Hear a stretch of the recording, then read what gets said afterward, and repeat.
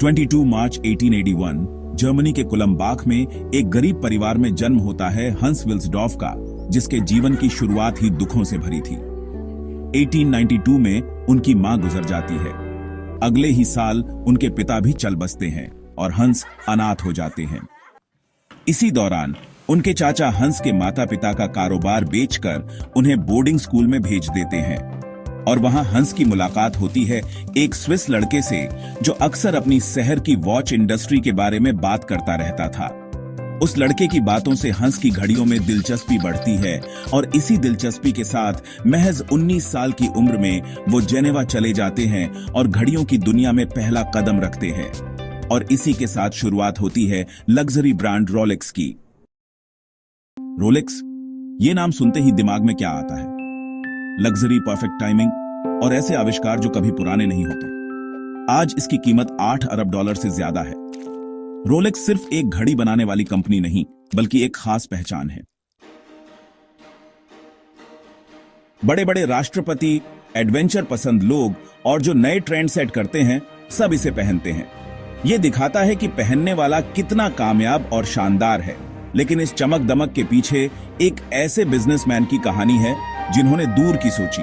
उनका नाम था हंस विल्सडॉर्फ। उन्होंने इस कंपनी को बिल्कुल जमीन से खड़ा किया था। मां बाप को खोने के बाद हंस को जीवन में बहुत मुश्किलों का सामना करना पड़ा और उन्होंने गरीबी भी झेली। हंस के चाचाओं ने परिवार का कारोबार बेच दिया और उस पैसे से बच्चों को पढ़ाने का फैसला किया। हंस को बवेरिया के एक जाने माने बोर्डिंग स्कूल अर्नेस्टनम कोबर्ग भेज दिया गया। माता पिता को अचानक खोना और बोर्डिंग स्कूल जाना हंस के लिए बहुत मुश्किल था, लेकिन उन्हें अपनी पढ़ाई में सुकून मिला। इसी दौरान एक स्विस लड़का अक्सर अपने शहर ले चॉक्स डी फॉन्ट्स के बारे में कहानियां सुनाता था। यह स्विट्जरलैंड का एक छोटा सा शहर था जो अपनी घड़ी बनाने की इंडस्ट्री के लिए जाना जाता था। इन कहानियों ने हंस को बहुत लुभाया और यहीं से उनकी घड़ियों में दिलचस्पी बढ़ी। पढ़ाई पूरी करने के बाद हंस विल्सडॉर्फ ने जर्मनी के बाहर भी मौके ढूंढे। 19 साल की उम्र में वो जिनेवा, स्विट्जरलैंड चले गए और वहां एक मोती व्यापारी के यहां काम करने लगते हैं। भले ही इस काम का घड़ियों से कोई लेना देना नहीं था, लेकिन इससे हंस को ग्लोबल बिजनेस समझने का अच्छा अनुभव मिला। उन्हें यह भी समझ आया कि क्वालिटी कंट्रोल और मार्केटिंग कितनी जरूरी है। घड़ियों के लिए हंस का जुनून बढ़ता गया। 1900 में वो ले चॉक्स डी फॉन्ट्स चले गए, जहां उन्होंने एक जानी मानी घड़ी बनाने वाली कंपनी कुनो कॉर्टेन के लिए काम किया। हर महीने 80 स्विस फ्रैंक कमाते हुए हंस को पॉकेट घड़ियों की जांच करने और उनमें चाबी भरने का काम मिला।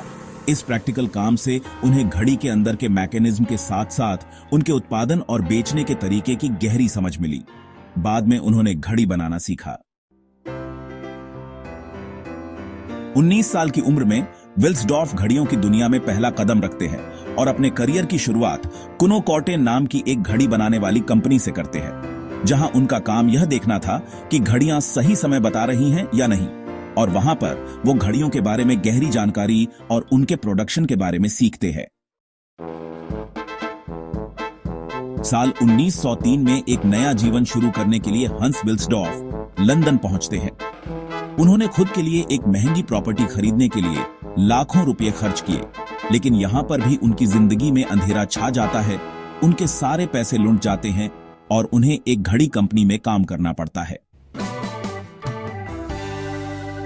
फिर साल 1905 में वह समय आया जब विल्सडॉर्फ सोचते हैं दूसरों के यहां नौकरी करने से अच्छा है खुद का कारोबार खड़ा करना। हैंस विल्सडॉर्फ को उनकी पत्नी की मदद से लंदन में ब्रिटिश नागरिकता प्राप्त होती है। इसी दौरान उन्होंने एक अनोखी रिस्ट वॉच बनाने का सपना देखा। हालांकि हैंस के पास ज्यादा पैसे नहीं थे। उसी दौरान वो लंदन में अल्फ्रेड डेविस नाम के एक बिजनेसमैन से मिले, जिन्हें उनका विचार पसंद आया और उन्होंने हैंस की योजनाओं में निवेश करने का फैसला किया। इसी साल उन्होंने अल्फ्रेड के साथ मिलकर लंदन में एक कंपनी खोली, जिसका नाम विल्सडॉर्फ एंड डेविस कंपनी रखा गया। शुरुआत में हैंस विल्सडॉर्फ और अल्फ्रेड डेविस ने पॉकेट वॉच लॉन्च की। 3 साल के भीतर ब्रांड को पूरे ब्रिटेन में पहचान मिलनी शुरू हो गई। कुछ समय बाद हैंस ने ब्रांड का नाम बदलने का फैसला किया। हैंस को लगा कि कुछ ऐसा नाम हो जो आसानी से याद रह जाए और आसानी से पढ़ा जा सके, और इसी तरह पड़ा रोलेक्स नाम। 20वीं सदी की शुरुआत में कलाई घड़ियों को कमजोर और नाजुक माना जाता था। ये ज्यादातर महिलाओं के फैशन के लिए ठीक थीं। पुरुष ज्यादातर पॉकेट घड़ियों पर भरोसा करते थे, जिन्हें ज्यादा सही और मर्दाना माना जाता था। हंस विल्सडॉर्फ ने इस सोच को बदलने का एक बड़ा मौका देखा।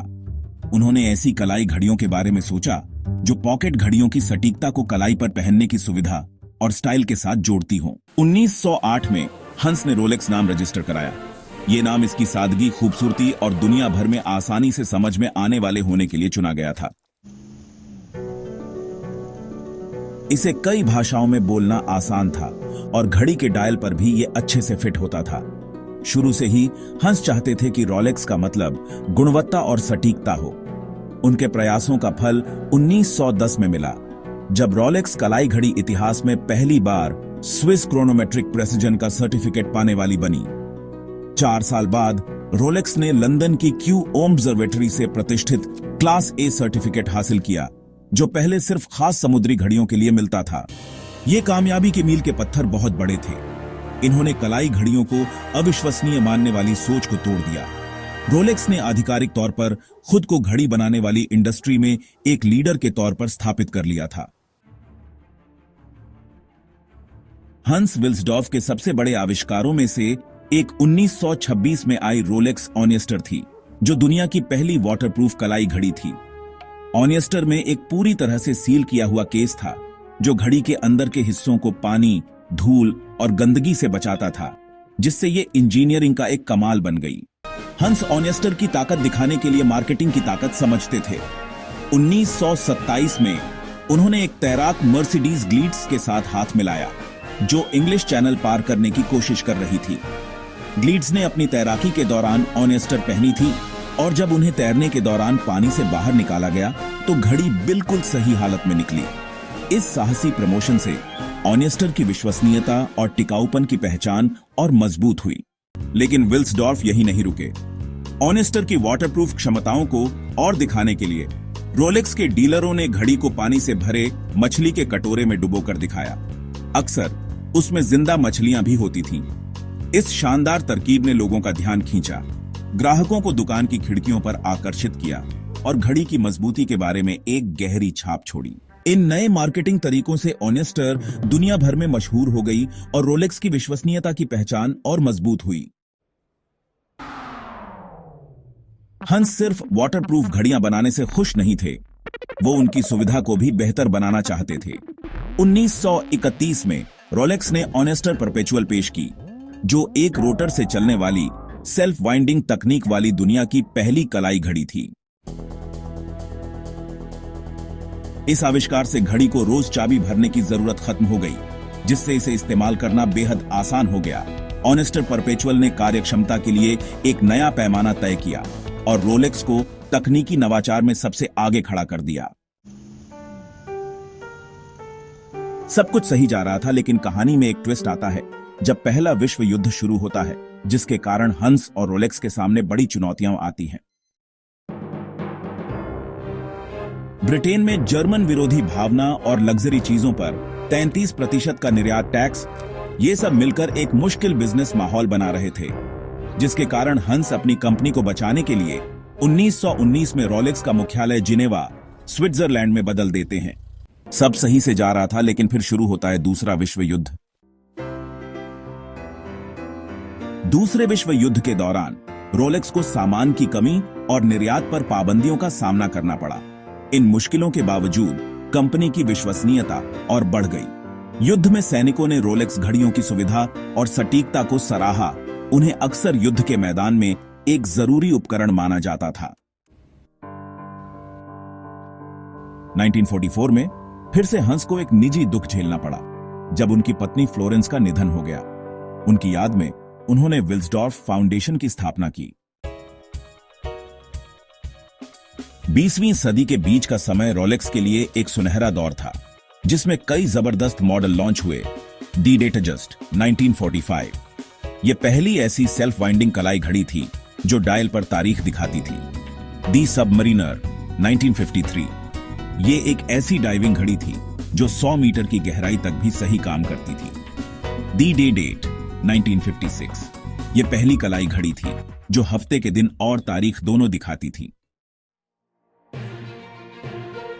रोलेक्स घड़ियां खोज और कामयाबी का दूसरा नाम भी बन गई।